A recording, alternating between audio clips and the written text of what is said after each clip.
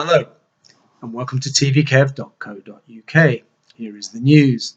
Over the weekend, the two most repetitive shows on television ran into trouble.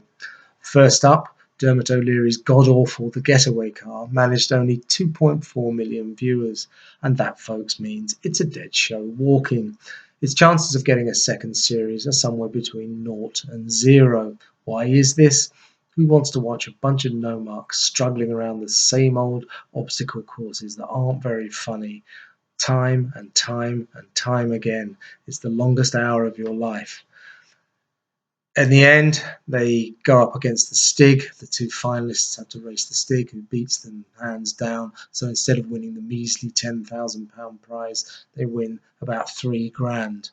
No reason at all for this show to be filmed in Cape Town, South Africa. They might as well make it in Margate or somewhere. Seems like a very expensive way to get rid of a lot of the BBC's licence fee payers' money.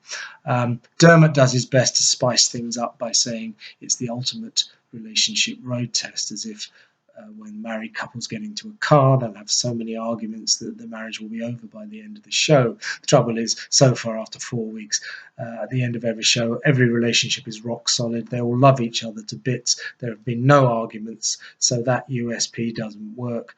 And no matter how many times Dermot creases up in fake hysterics, it just isn't funny. It's just dull, dull, dull. Bad format. Talking of bad formats, on to The Voice, which this week moves from the blind auditions, or the bland auditions as I like to call them, and moves on to the bizarre battle rounds in which two of the contestants go into a boxing ring and scream into each other's faces, as if that's any way to test who's the best singer.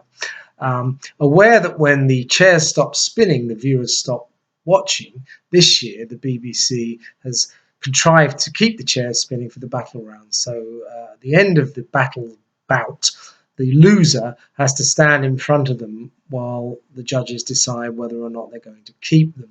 And in order to do so, they turn their backs on them in their swivel chairs and then decide whether or not they're going to turn again. I mean, it's all ludicrous because, of course, they all already know everything about the person. So these are the unblind auditions. You know, the person that they've just turned their back on, they know what they look like. They know if they're fat, thin, young, old, married, single, where they're from. So the whole point of the swivel chairs doesn't work. We're not interested in them as a piece of machinery. We're interested in them as a device that prevents the judges from knowing anything about the contestants apart from their voice. When they know everything about them, the chairs are pointless. They're meaningless, which is probably why The Voice only managed 5.3 million viewers this year, this week, and looks as if it's headed for the same kind of oblivion as last year, remembering that the final of the last series of The Voice got the lowest audience of the entire series, proving that it's a format that starts very strongly and ends in the weakest way imaginable. Meanwhile, welcome back, transgender Jordan, who was rejected at the blind audition stage but mysteriously reappeared for the battle rounds. I think she's a good singer. I'm not quite sure why she's back. Seems to undermine the spirit of the competition, but I wish her well, and somehow or other I think she'll probably win the contest. Well done. Anyway, enough of bad TV shows and on to a really, really good thing, my website. Thanks very much for the many thousands of hits you're giving me every day. And I hope you like the Sunday thing. I'm going to do a sort of Sunday column thing every week. So you're going to get 10, 12 new reviews, lots of pictures and look-alike, very columny type feel, just like when I was in the paper. But better than that, I'm also going to be updating every day, lots and lots of new reviews throughout the week. It's going to be bubbling along, lots of pictures. It's going to be fun. You know, that's the whole idea. I hope you're liking it so far.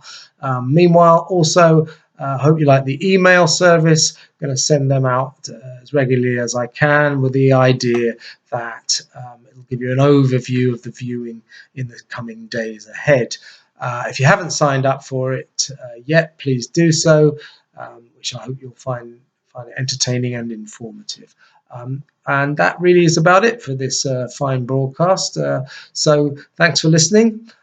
Goodbye, and I'll see you on the next one.